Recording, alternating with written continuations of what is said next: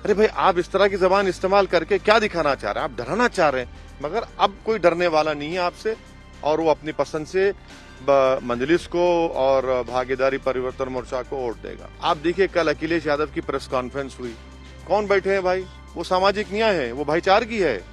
आप और जयंत बैठे हैं। पश्चिमी उत्तर प्रदेश में इस वक्त कैंपेनिंग तेजी पकड़ रही है। चुनाव आयोग के कुछ रिलैक्सेशंस देने के बाद सारी ही पार्टियां जो उत्तर प्रदेश में प्रत्याशी हैं वो बाहर आकर लोगों से डोर टू डोर कैंपेन कर रही हैं। हम इस वक्त असादुद्दीन ओवैसी साहब का door to door campaign Meerut शहर में कवर कर रहे हैं, और काफी जो युवा हैं उनमें किस तरीके का उत्साह है AIMIM के लिए। हम बात करेंगे खुद ओवैसी साहब से, जिनको किसी इंट्रोडक्शन की जरूरत नहीं है। लेकिन सर, मैं आपसे पूछना चाहूंगी कि उत्तर प्रदेश में AIMIM के बारे में क्या सोचता है मुसलमान वर्ग, आपको क्या पता लगा है? देखिए, 5 साल पहले जब हम चुनाव लड़े थे विधानसभा का, काफी संगठन की कमजोरियां थी, और अखिलेश यादव की सरकार ने हमको उत्तर प्रदेश में एक भी जनसभा करने का मौका नहीं दिया, किसी बहाने कैंसिल करते रहे। तो खैर बहरहाल चुनाव हुआ, हमको कामयाबी नहीं मिली, मगर 5 साल के अरसे में बड़ी मेहनत हुई है, बड़ा काम हुआ है। जिला परिषद के चुनाव में भी हमारे 18-19 कैंडिडेट्स कामयाब हुए, जीते हैं, आवाम ने जिताया उनको, बहुत से मुकामात पर दूसरा पोजीशन भी आया।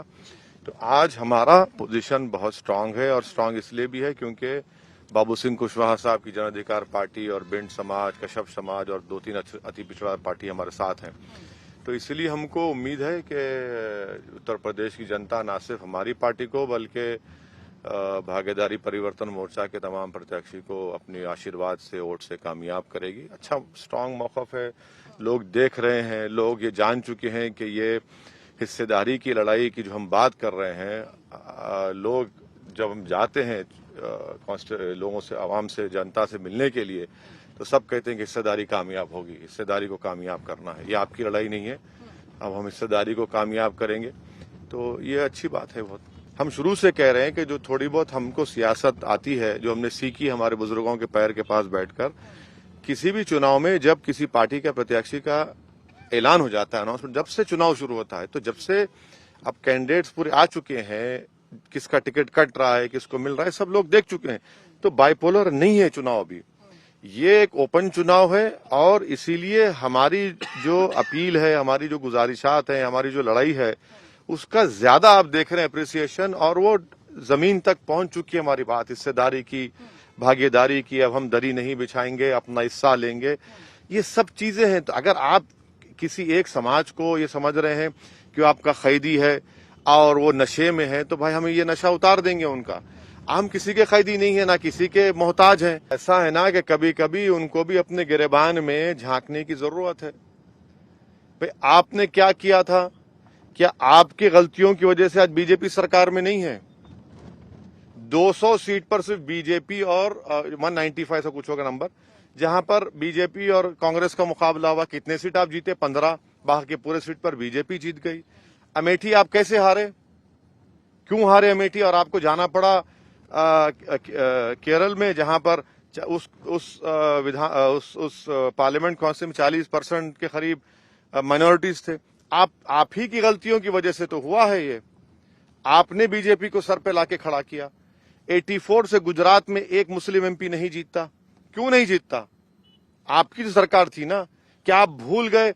जब आप 2 भारत की बात कर रहे हैं, यकीनन बीजेपी उस 2 भारत को बनाने में भी अपना सहयोग दिया है, मगर आपने भी दिया है। भाई धर्म संसद होता है, आप ही की हुकूमत है ना छत्तीसगढ़ में, आपकी सरकार स्पॉन्सर करती है। वीडियो देखिए, वहां पर एक महिला उठकर खड़े रह रही है, कितना गंदगी मुस्लिम महिलाओं के बारे में बोल रही है। क्या क्या वहां पर नहीं किया गया? आपने एक अरेस्ट कर लिया दिखाने के लिए, कितनों को अरेस्ट करना चाहिए था फिर वहां पर? आप ही तो इस तरह के 2 भारत को बना रहे हैं। 2 भारत से ज्यादा जो नफरत पैदा की जा रही है एक समाज के खिलाफ, आप बताइए फिर इसका क्या होगा? क्यों आपने UAPA का अमेंडमेंट की तायीद की? जब आपका राज्यसभा में आपके पास ताकत थी, आपने वो कानून बनाया, और जितने बीजेपी के खिलाफ लोग बोलते हैं वो सब लोग आज जेल में सड़ रहे हैं, चाहे नौजवान हो या इंटेलेक्चुअल्स हो या लॉयर्स हो।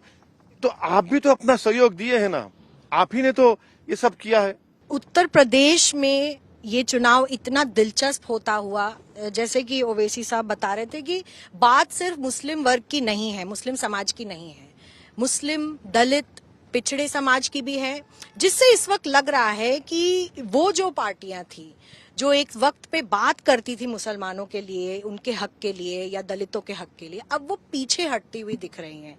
और भाजपा एक तरफ विकास की बात करता है, सपा एक तरफ कहती है कि जाट और मुस्लिम समुदाय के वोट उनके पास है, बट कहीं ना कहीं इस वक्त लग रहा है कि जो मुस्लिम वर्ग हैं उनका जो नाम लेते हैं या उनकी जो आवाज उठाते हैं वो ओवैसी साहब हैं, चाहे वो यहाँ पर पश्चिमी उत्तर प्रदेश में हो या पार्लियामेंट में हो।